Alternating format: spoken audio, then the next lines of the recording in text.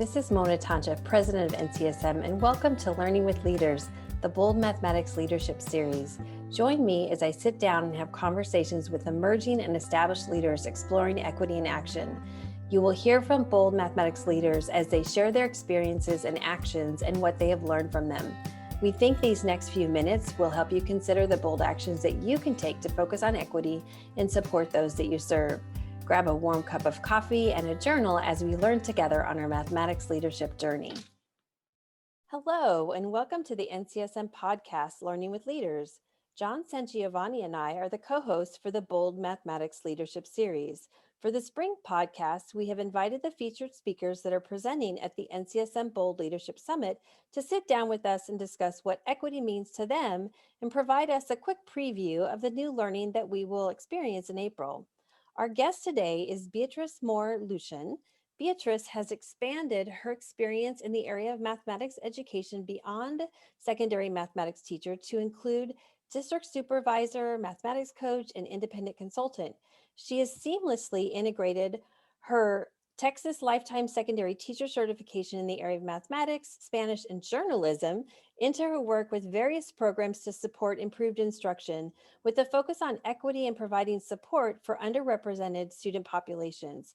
She's a past board member of NCTM, past president of the Benjamin Banneker Association, and currently serves as the executive director of the organization. She has received numerous awards for her leadership and published a variety of professional articles. So we are super excited to have you today. So let's everybody welcome Beatrice. Thank you so much for joining us today. Hello, it's so great to meet you after all of these messages. I get a face now with the name, so I'm glad to be here. Thank you for the invitation. Yeah. Welcome, Beatrice. It's so nice to hear your voice, and look forward to all the great things you're going to share with us today. So I'm going to go ahead and kick us off. And the first question I have for you is, what are you most excited about for the Bold Summit? Are you kidding? I'm just ready to get out of the house with this with this shutdown and being tucked away. I am really excited about the energy that I know is going to be in the room, because whenever we all get together at our conferences and things like that, there is so much energy.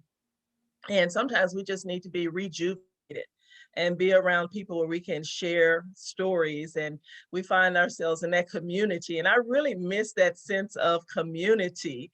And I really am looking forward to networking, speaking with the participants, getting to know what kinds of challenges they're up against, and just really being in a place where there's going to be some learning. So again, I'm just excited to get out of the house, but there are some other things too. So I'm just excited about the energy. Yeah, it's time to be rejuvenated. I think everybody's looking forward to that. I agree with you 100%. I miss, actually, I miss people, like face-to-face people. Like, I've seen you on the screen, but it was actually this weekend I had a chance to meet one of our newer board members in person. And I was like, you're really tall. Like, because all I ever see was what's on the screen. It was kind of funny. Yeah. All right. So my question for you is, a lot of the focus of this Bold Leadership Summit is around the idea of equity. So we've been asking all the speakers, what does equity in mathematics education mean to you?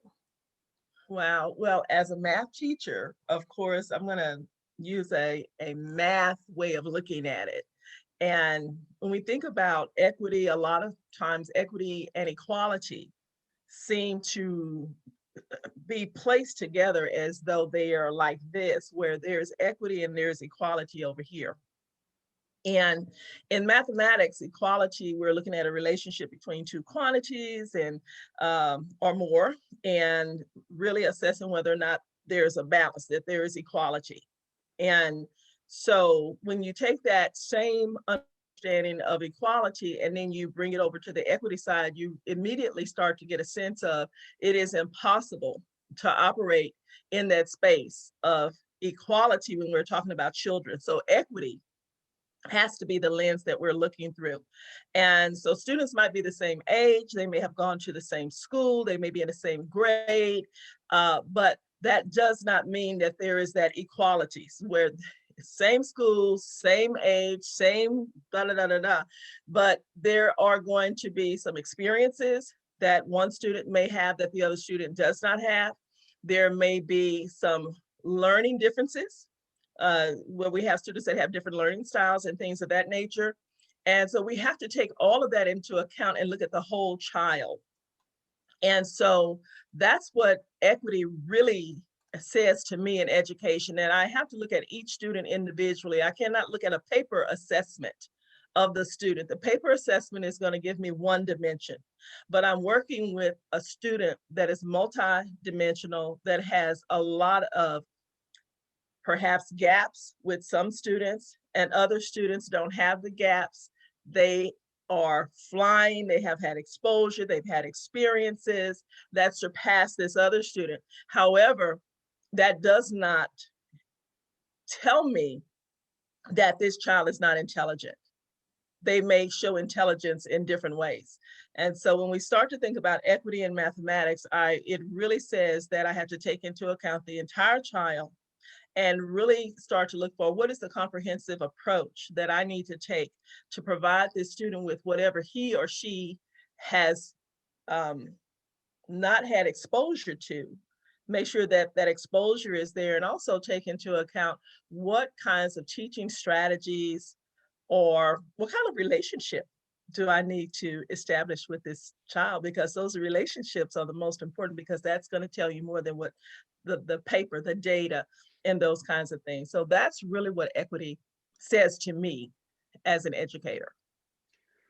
Wow, Beatrice, there's so many things for me to think about in that and what you just shared. I mean, I often think about, our pursuit of data in our field. We distill students down to numbers and not thinking about who they are and the whole child. And we rely on that one dimension of a paper pencil assessment or something like that. And the many things you just said there really struck with me. And I love that wonderful connection you made between equity and equality in mathematics. And as I think about data points and who our students are, and equity in general, what challenges do you see as what are the greatest challenges to equity in mathematics education? I'm going to give you my top three. Oh, wonderful. Number one is time. And number two is training. And number three is patience. We are so quick in systems to throw something out for the next best thing. We don't take the time to implement the correct training, evaluate the training, be able to see, is it really working, and what part is and what part is not working, and then have the patience to actually stick with something long enough to see if it actually does work. We throw out so many things before we even evaluate, did it work, or do we even have an evaluation plan to be able to accurately assess, did it work or not work? And we want immediate results. But the things that got us to the place where we are, where we need to take some corrective measures, did not happen overnight. Some of these are systemic issues that have been in place for decades. And we just don't have the time, the training, and the patience. Those are the biggest barriers that I see. Within that time and training, our teachers need opportunities to grow in their role as champions of equity. And so in the teacher programs, in the college prep, is there a strong component of equity in that curriculum that they're exposed to? As a secondary mathematics teacher, my degree field was math, and I went back and I got my certification afterwards. But because I have that language component, it really made me look at everything through a different lens. And so I was always very comfortable with this idea of equity. But I just wonder what kinds of programmatic things need to be in place in the pre-service education that teachers get that will allow them to step into situations that may be totally foreign to what they were accustomed to as a student. And how do they deal with students who come from different kinds of backgrounds, socioeconomic, cultural, and all of those kinds of things. And so we need to have the correct training, opportunities for them to grow, because it's not math that you teach, it's students that you teach. and the subject that you teach to the students that you teach is mathematics, but you have to become a champion. It's just like the language components, because I worked my entire life with English language learners. And I quickly started to understand what are the language barriers that we have in mathematics that are so similar to the language barriers that our ELL students have coming to another country, learning another language. Well, the same thing happens when they walk into a mathematics classroom. A clear understanding of just what is equity. I don't think it exists in a lot of places. So how can we attack something when we're not even operating on the same premise of what is equity? What does equity mean to you? And at the state level, the district level, there's curriculum that's being developed, and we do need standards. And I'm totally not against standards. And I believe that we have to have standards. But when we think about all of these changes with curriculum, we can change the standards, but as long as our standards do not include some component that is going to address equity, then we're going to find ourselves where we are over and over again. Long-term systemic programmatic shifts are really needed to make equity something that is a cornerstone of the program rather than just another brick in the wall. And I'm looking at your background, and that's it right there. So equity could just be another brick in the wall, or is equity really going to be a cornerstone that's going to be the support piece that makes that wall stand? Retention of staff is also something that we have to deal with, because in a lot of the large urban settings, and even in some of the more remote communities, retention of teachers is a problem, because in the remote communities, sometimes the amount of money that they make is not enough to support a family. And so they're going to leave those districts, which is what happened to me my very first year teaching. And I'm going to show my age, but I don't care. My first year teaching, my first year teaching, I made $7,840. Wow. That's way less than and that was the year that I realized I can never leave home. You know, and I said, no, I am leaving home. And I had to move from my home of San Antonio to Houston simply because of the economic issue. So we lose teachers, not because they don't want to do the job, but sometimes financially, they're not able to do what they really feel is their God-given calling. And so when we think about equity, we need time, we need training, and we have to have patience. But as we train our teachers, we're losing some of them. And in some places, they're losing so many of them that the training never gets to take a chance to stick, because we're constantly starting over. So when you ask me about the challenges, I gave you my top 3, and then I had to go into these other areas because they are all interconnected. But these are things where the system has got to come together. It's not a math issue, because equity certainly is not something that is just exclusive to the area of mathematics. However, we start to see that in mathematics, we do have some of the greater challenges, you know, but those are some of them that I see that are really some barriers that we're going to have to figure out quickly how to address, or we're just going to find ourselves here another 50 or so years. Yeah, we don't want that to happen. That's been some of first of all, I wanted to say, I liked your analogy of the brick in the wall. And that's what a lot of the work when I'm working with teams is, it's like, okay, so we're going to add this piece to it.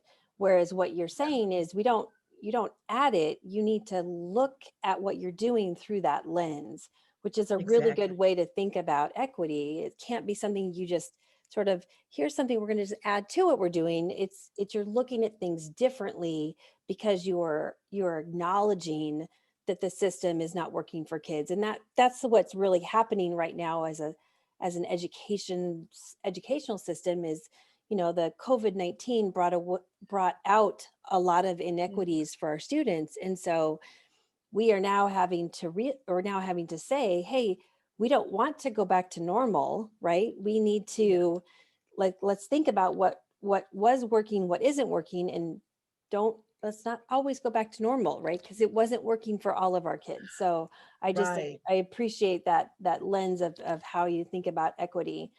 Um, so you've talked a little bit in your opening kind of question, you talked a lot about assessment. So the reason why she was talking about assessment is for her session. Her session is titled at the Bold Leadership Summit is How Do I Know What They Know? So what are some of the big ideas that math leaders will take away after working with you at the Bold Leadership Summit? Well, one of the big ideas is really how to create an environment in the classroom where productive struggle is expected, it's anticipated, it's actually planned for. Because when we think about the growth mindset and all of the things that we're doing in so many districts across the country, and we think about assessment, well, we have to put students in a place where they learn how to struggle in a productive manner so that when the assessment, whether it's the state assessment or the district assessment or just a classroom assessment, whatever formative or summative comes along, that they have learned that tenacity, that grit that they need. And so I want to share with them some very simple strategies, activities that really are centered on this whole notion of productive struggle. And so that's one of the takeaways. Another takeaway is where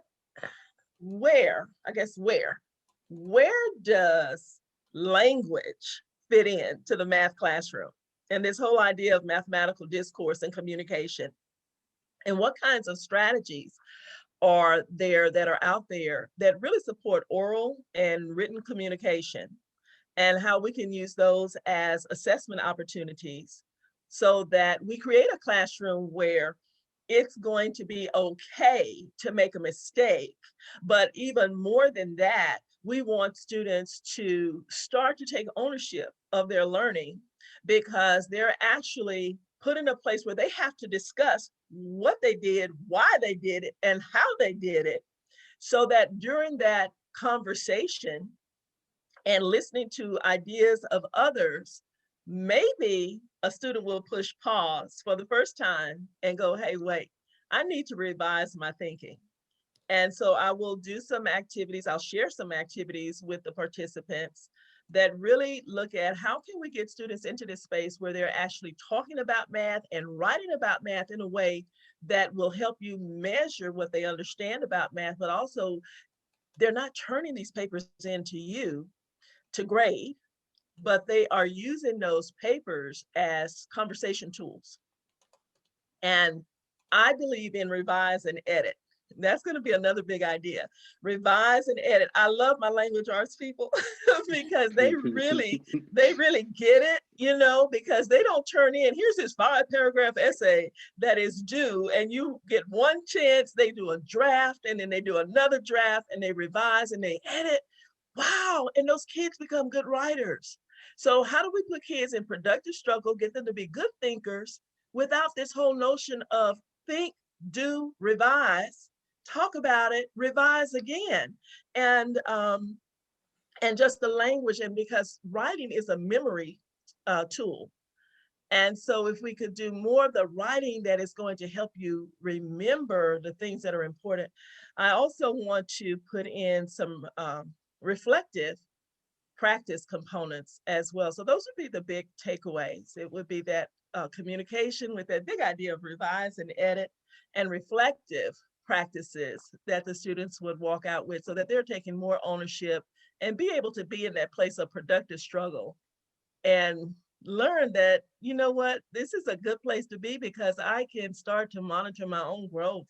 I can say, I didn't get it at first, but then I did this and I understood it a little better. And even if it's okay if a student would be able to say, at first I didn't get any of it, but now I understand it to here, but I still have this much more to go.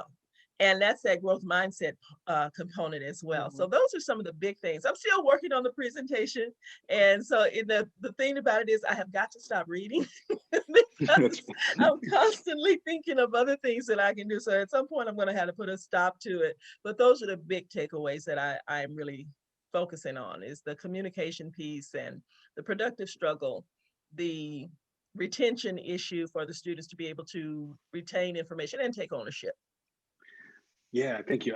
Beatrice, I had to tell you that productive struggle is one of my passions in math, and it really aligns with this notion of thinking, growth mindset, as you speak to, and that assessment actually serves a purpose towards productive struggle when we're looking at who our students are, how they think about math, not just how they do math, and how they engage in what have you. So I'm really glad you brought that up. And go off script for a second, ask you a different question around Okay. assessment, though. You speak really well about like those ideas of writing, revising, rethinking, what have you. Have you seen anything like this? I'm thinking about where we are in the world today in January. What any strategies you've seen in the virtual setting that have worked well relative to this idea of assessment struggle and what have you? I have not seen it personally. I've been into some classrooms. As a matter of fact, I'm going into some classrooms later this week. And the first chance that I had to go into a school, they only had about 25% of the students back. So very small classes, 5 students, 4 students, 10 students was the largest class that I saw. And I just think right now the teachers are really struggling with just how to do instruction right now and not really having a large enough toolkit of strategies that are transferable. Very good And point. so that's why I said with the training, and we know that the online method of instruction, it's not going away because all the science is telling us this will pass, but then there will be something similar to it later on or whatever. But we also see the opportunity to do much more virtual instruction, especially for students who need AP classes and they're in places where there aren't enough students to even warrant a teacher, and those students have to travel to another school. Well, they can now do more remote learning and things of that nature. So we really do have to help teachers expand their toolkit and get some strategies that are transferable. Here's some strategies that work not only in the virtual space, but in the in-person learning. So I have not seen it. I am working on how to help people do it though. And so No, no, I've no. given I've given lots of suggestions with the last time I was at this particular school that I'm going back to on Wednesday. So I'll be looking for it. I'll let you know how it goes. Yeah, I'd love to hear. I mean, and the reason I ask you is because one of the challenges that I face, and I imagine that many of our leaders have faced that'll listen to this podcast, is that looking and examining student thinking is critical, that they have the opportunity to diagram their thinking, draw pictures, do representations, and communicate in those ways. And unfortunately, the technology is not there yet, so that a teacher can interact well, and more importantly, our students can interact well with those diagrams and talk about them. So, I mean, that doesn't mean there aren't kernels or nuggets of technology that can do that, but it's not necessarily mainstream. And so I was just interested to hear, the experience you've had. So thanks for that. Yeah. Oh, you're welcome. Yeah, one of the things, I have teams using Flipgrid as a way to at least hear student voice, because that was one thing that they were struggling with, because everything was virtual. The team happens to be in California and everything was virtual at the beginning of the year. And it was, the only time they really got student voice was during live instruction, and they were getting a low attendance rate during live instruction. So they'd have students completing work outside of class, but then they would never hear from them. So they started using Flipgrid. They also started just uploading pictures of student work, right? Like, okay, take a Yes. picture. So at least there was something. It was better than just, A, B, C, or D kind of looking at what they know. But yeah, that's just going to be a continuous struggle as we kind of go through the rest of this school year. And hopefully not going into 20, not to the next school Right. year, but Yeah, for now. with the students that I've had an opportunity to work with and with the teachers with using Zoom at one particular campus and putting the students into a breakout room, I make sure that I have a facilitator for the breakout room and a timekeeper. And there's a specific task for each student to think about before they even go into the breakout room. So they have 2 minutes of think time and where they're preparing. And I have something where it's very scripted, they're jotting down some ideas so that when they move into that breakout space, the conversation is actually going to occur because it is, there's some things that they've had to think about before they go in.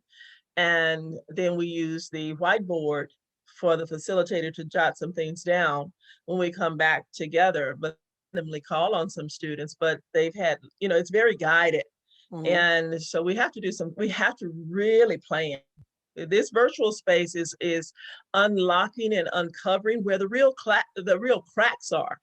I almost said quacks, but not even that. But it's where the real cracks are. Yeah. Where again, these transferable strategies, and how many of the teachers really are equipped to do the in-person. If we were not equipped to do the in-person instruction, then the virtual instruction is certainly going to suffer. Yeah. So that brings me to my next question, which is, we're struggling with assessments in the virtual world. So, and as we move forward, what support do you think leaders need most with assessment? So an assessment, as a reminder for our listeners, is tied to the monitor guiding principle from the framework for leadership in mathematics education, the newest NCSM publication. And, what do you think leaders need the most around assessments to make sure that they're supporting the mission and vision of NCSM, which is high quality teaching and learning of all students? Well, I have to keep going back to my passion, which is professional learning experiences, the training, and being able to be in a group of people who have similar, perhaps, demographics that they, teach or work with. Because it's one thing to be from a very rural setting versus an urban setting, and in a room trying to have a conversation about what are the challenges. There are going to be a lot of challenges that are similar, but it's so much easier to get people in a room who have similar backgrounds, similar areas where they're coming from. So it seems like they just have an easier way of communicating with one another and understanding what the challenges are in their particular case.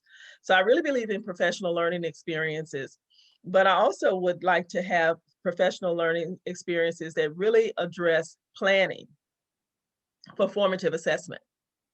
And so that as we're in a PLC, the PLC time is not spent, most of it is not spent, the majority of the time is not spent talking about the activities or what page, or I found this from whatever site or whatever. But the time is really spent, the teachers come in, and this is what I did at one campus, and we were able to increase our student performance. The teachers came into the PLC with all of that already selected. And it was 5 minutes to just say why this is aligned. Okay, so that alignment is critical to the standard. So prove that it's aligned. Now, once we have proved that it's aligned, now let's get to work on how will we assess it. So we're going all the way back to, begin with the end in mind. Exactly. Because it's your works. And so we create the assessment, and then everything else is going to roll out from there. One of the other things, and this one might be difficult in some places, but I would really like for people to think about this. So many times when we think about data collection, we are collecting the lagging data, which is the summative data, which is now too late for us to do anything about that other than we'll plan for next year. And then we have leading data, which is going to be that data that we plan for in that PLC, where we're going to get real-time data that will allow us to pivot real time and do some small group intervention or what have you, and be able to create a classroom where there might be 3 different things going on, where here's my small group instruction. And elementary teachers are very well-versed at doing this. It's secondary that has more of the problem, because this is kind of how elementary operates. But here's I'm doing intervention with these kids over here. These children over here are on target. Here's some students that need a little bit more enrichment. So you really have an opportunity to do the differentiation the way that it works in a classroom. And so with the assessment component, let's find some ways to assess student learning real time so that we're able to pivot real time and have more of a focus on leading data rather than lagging data. Because so many times when we go in, all we're doing is looking at the test scores from last year. but we're not looking at what is the real data right now that tells me where the kids are and what the issues are that they're having right now. So we have an opportunity right now to do some corrective measures so that when it is time for that summative assessment, we pretty much have covered everything that we need to cover to get the results that we want. Beatrice, I love everything you said. And I want to ask you a question about almost everything you said, but we are running out of time to do that. Okay. One of the things you lifted up is training, and I certainly would remind our listeners that the Bold Leadership Summit provided by NCSM is a wonderful opportunity for training on not just assessment, but many other things, right? But I want to say something else. You talked about planning for assessment. I think that's really great advice because, as you say, we're not always trained very well as teachers to assess well. One little tidbit I always shared was that, just take a moment to do the task yourself, right? So you can start to think about the misconceptions, or more importantly, the strategies students might use that you're biased about, that you might not look for yourself, right? Yes. So that takes us to our last question for you, and that is, what is one piece of advice that you might give to a new leader about math leadership, assessment, or anything else you want to share? I'm going to give you 3 words. I thought you were going to give me 3 pieces. I was like, you're not. No, I'm teasing. Go ahead. 3 words: connect, connect, connect. Oh, nice. Now establish that. Yeah. Tell me what you mean by that. Yeah, connect with organizations where there's going to be support, like NCSM at the national level, and then your state affiliates of NCSM. When I first became a leader way back in 1900 and 99. something. 1999 is what you tried to say. Sorry. Go ahead. The first thing that the math supervisor, I was the K-8 math specialist, and our K-12, our overall math supervisor, the first thing that she told me, she said, you have got to fill out this form for your membership in TASM, the Texas Association of Supervisors of Mathematics. That is the first thing that she had me do. That was on the first day at work. The first thing she had me do was fill out my membership form for TASM. So, and I never missed. My friend, my mentor, Kay Salmons, my very first day on the job as a central office math resource person was to sign up to be an NCTM member, an NCSM member, and plan our session to speak together. So that's right. You struck a chord with me. I'm sorry for interrupting you. No, absolutely. That's what it takes. And so, yes, she did the same thing. She said, here's the NCTM and ASCD. And so she got me connected. And the other thing was going to our state and our regional conferences. And I know that now the districts don't have a lot of the financial support for teachers, but if it is in your hometown, please attend. Please attend. So connect with other teachers, and even have some ongoing conversations with people, because sometimes in small districts, you might be the only 8th grade teacher.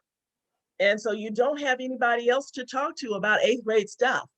And a supervisor can only do so much. And so for the teachers that are out there, as a leader, the math leaders that are out there, for their teachers, I would suggest that they connect with their teachers and really find out what are their needs and see how you can help them to connect, because maybe they don't know where to connect to. Another thing is to involve the building administrators as much as possible, because they're the ones with the clout. See, as a math supervisor or a math specialist or a math coach, I really don't have any clout. It's a lovely title, but it comes without clout. And so it is the principals that are going to be the ones who can make or break the mathematics program, and you really need their support. So take the time to meet every principal that you are able to meet and forge a relationship with them, because you are there to help them help their math department and help the district. So connect with those leaders, because they're the ones who have the clout. One other thing that I would say is to really help your teachers to become problem solvers. And I'm not talking about, math problem solving. No, real world problem solving. And what I mean by that is when I go to a school, they call me because there's a challenge, there's an issue. When I get there, I need to do a quick needs assessment. And I sometimes ask people to just put on a Post-it note, 5 biggest challenges that you guys are having with math instruction. No talking, no discussion. What are your top 5? And then I have them go put them on the wall. And if you see one that's already up that's like yours, we're basically making a graph. And then I divide it into 2 parts, the things we can do something about and the things we can do nothing about. And so now for 1 hour, we're going to brainstorm and problem solve. What can we do about these things? We want to stay focused. So you have to learn how to work with your teachers. Many times you're going to find that it's not a math issue it's a management issue. It may be something with materials or finances, with this building or something like that.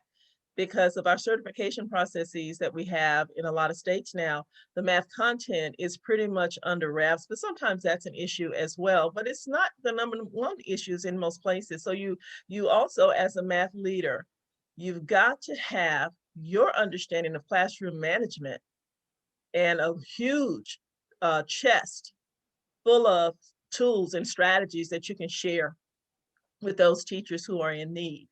And so you'll find yourself being part math supervisor and part therapist.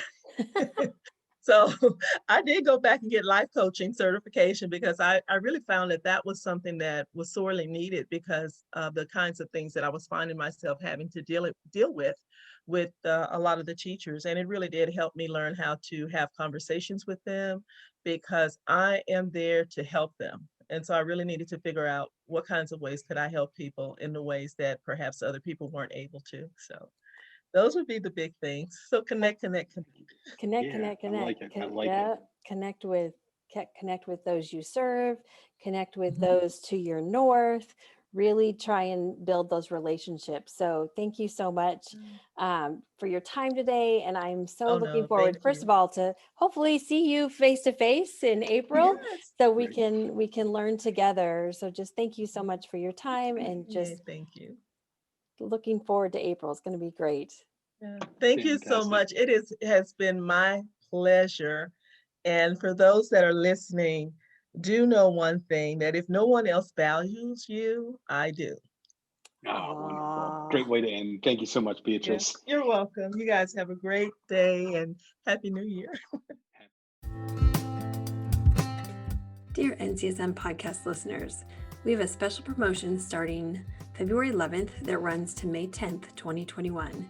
Use the promotion podcast when you join or renew your NCSM membership at mathedleadership.org. There are many benefits to being a member, with the first being that you are a member of the premier mathematics leadership organization with access to resources and support as you work towards equitable instruction and improved student learning for all. You also have access to the newest monthly event, Networking Nights with NCSM, as we gather across the continent to discuss hot topics and learn from each other. Don't miss out on the opportunity to join or renew your NCSM membership now using the promo code podcast now till May 10th, 2021. We hope you have been inspired by this bold mathematics leadership conversation and will tune into our podcast series each month. If you enjoyed this episode, please share it with others, post about it on social media, or leave a rating and a review. You can learn more about NCSM, Leadership in Mathematics Education, and our upcoming professional learning events on the NCSM website at mathedleadership.org. You can also follow NCSM on Twitter at mathedleaders using the hashtag NCSMBold. Thanks again.